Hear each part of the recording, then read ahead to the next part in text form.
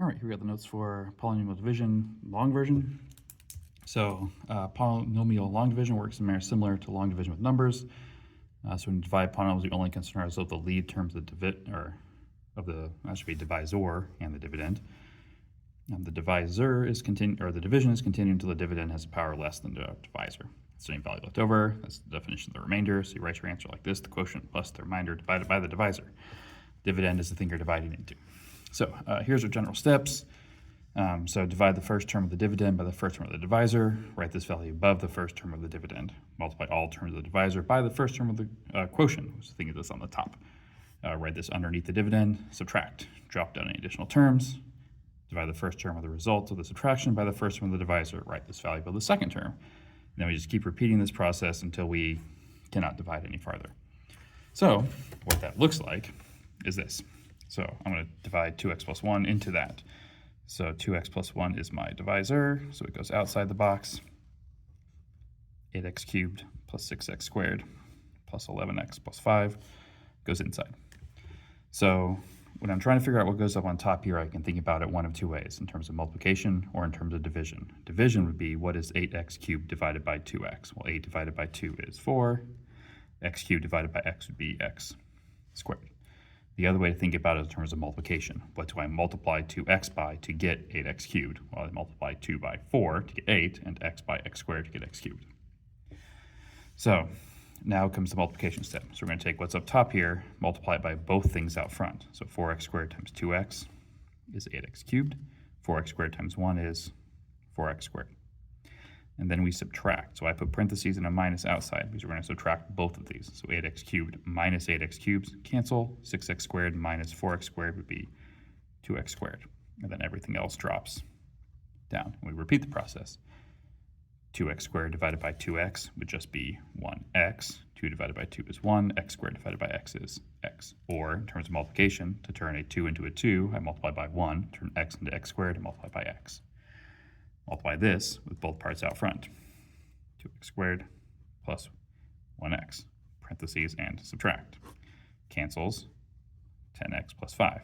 5 falls down. 10x divided by 2x, 10 divided by 2 is 5, and the x's will cancel. Up top times out front, 5 times 2x is 10x, 5 times 1 is 5, parentheses, subtract, 0. So no remainder. So that is the quotient. Okay, so let's look at another one. Number 2.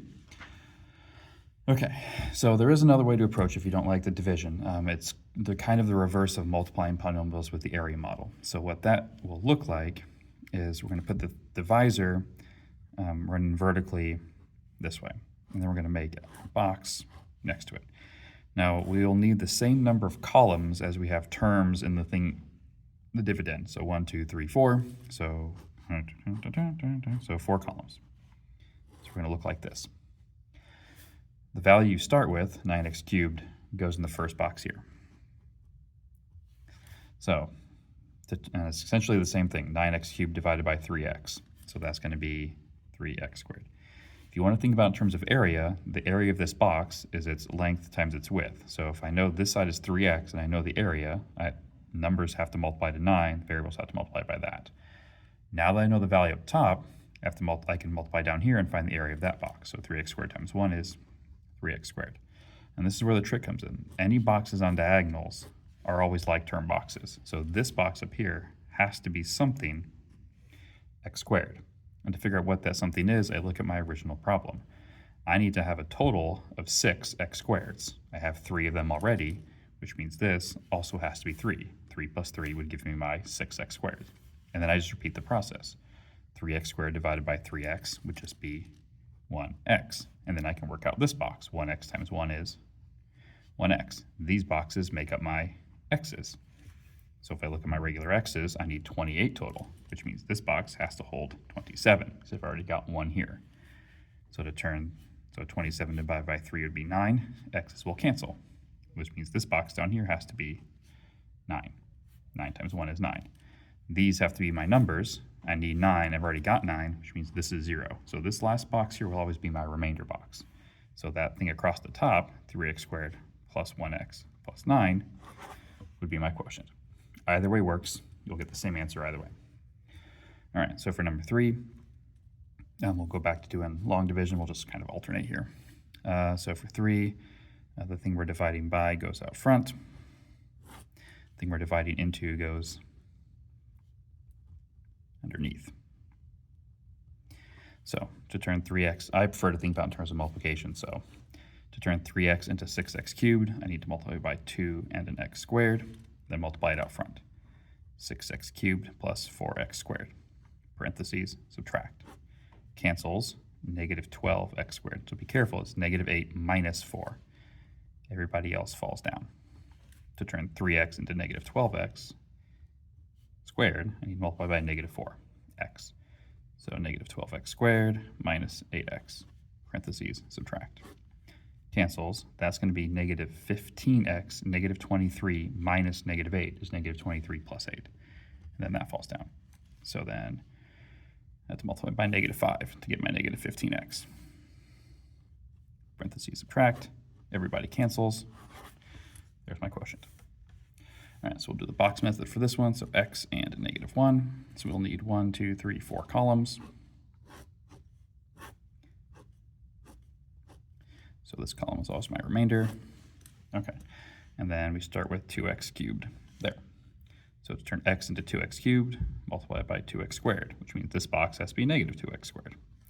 These boxes hold my x squareds. So I need to get up to positive 3x squared. I'm sitting at negative 2, which means I need to get to 0 first, adding 2, and then up to 3, adding 3 more. So I need to go up 5 total. So to turn this, it'd take me a 5x there, which means this is negative 5x. So these boxes hold my x's. I want negative 14. I'm already at negative 5, so I need to go down 9 more. Those numbers add up to negative 14. So this needs to be a negative 9 there. So it makes this positive 9. These boxes are my numbers, 9. I don't need to add anything, so no remainder. So 2x squared plus 5x minus 9. Okay, so let's look at number 5. So back to regular long division. So x plus 4 goes out front. And underneath we have 3x cubed plus 20x squared plus 26x minus 27. So I would need a 3x squared here to turn x into 3x cubed. Multiply out front. Subtract. So 20 minus 12 would be 8x squared. Everybody else follows down. To turn x into 8x squared, I need an 8 and an x. So that's 8x squared plus 32x, parentheses, subtract. So that's going to be negative 6x minus 27. And then negative 6x minus 24. So we notice they aren't the same, which means we will actually have a remainder here. Cancels, this is going to be negative 3. So we have a remainder. So when you write a problem with the remainder, you just add a fractional term. The remainder goes on top of the fraction, and the bottom of the fraction is the divisor, the thing you're dividing by. So that would be my answer. Okay, 6 with the box. So x and 9. 4 by 1, 2, 2. Last box is the remainder. All right, and then 2x cubed. So that would require a 2x squared, which means this box has to be 18x squared, 2 times 9. These boxes are my x squareds. I need to get 19 total, so I only need 1 more. So 1x, which makes this box 9x. These boxes are my x's. I need to get to 5x. So I'm at 9, which means I need to go down 4 to get to 5. So negative 4 would go here, which makes this negative 36. Those are my numbers. I need to be at negative 27. So that means I need to go up 9 more to get to negative 27. So I do have a remainder for this problem. So my answer would be 2x squared plus 1x minus 4 plus 9, the remainder, over the thing I'm dividing by, x plus 9. Now 7 is much longer, so I'm going to try to do it, see if I have enough room to do it both ways here, just to illustrate what happens if you don't have, when you start getting x squareds out front. So long division we'll do over here. So negative 4x squared minus 9x plus 6 into negative 12x to the fourth minus 27x cubed plus 10x squared minus 13x plus 11. Okay, so we need to multiply by 3x squared, which gives me negative 12x to the fourth minus 27x cubed plus 18x squared, parentheses, and subtract. So that was 3x squared with everybody out front. And we do actually get a little lucky here because if you notice, both my x to the fourth and x cubes will cancel. Negative 27 minus negative 27 will be negative 27 plus 27. Those are gone. So all that comes down is this. So I can skip over that term. I'm sitting at this point now. So turn negative 4x squared and negative 8x squared, I need to multiply by just 2. So that would be, distribute the 2 out front, be negative 8x squared minus 18x plus 12, parentheses, and subtract. So that's going to be 5x minus 1. Negative 13 plus 18, the double negative, 11 minus 12. So that's my remainder because that's x and that's x squared. So once the variable down here is a smaller exponent than that one, we can't go any farther. So our answer would be 3x squared plus 2, and then the remainder still goes on top of the fraction. Whoops, and the bottom is whatever we're dividing by. I'll try this with the box and see how it goes. So we'll need 3 rows, and then I might not give myself enough room here. All right, so we'll need 1, 2, 3, 4, 5 columns. 1, 2, 3, 4, 5. 1, 2, 3, 4, 5. And so our last column is still a remainder. All right, on this top box, we start with negative 12x to the fourth. All right, so I still need to multiply by, so I know what our answer has to be, so we can check to make sure how we're doing. So 3x squared, which means I can work out both of these boxes. Negative 27x cubed and 18x squared, which if you notice is that row.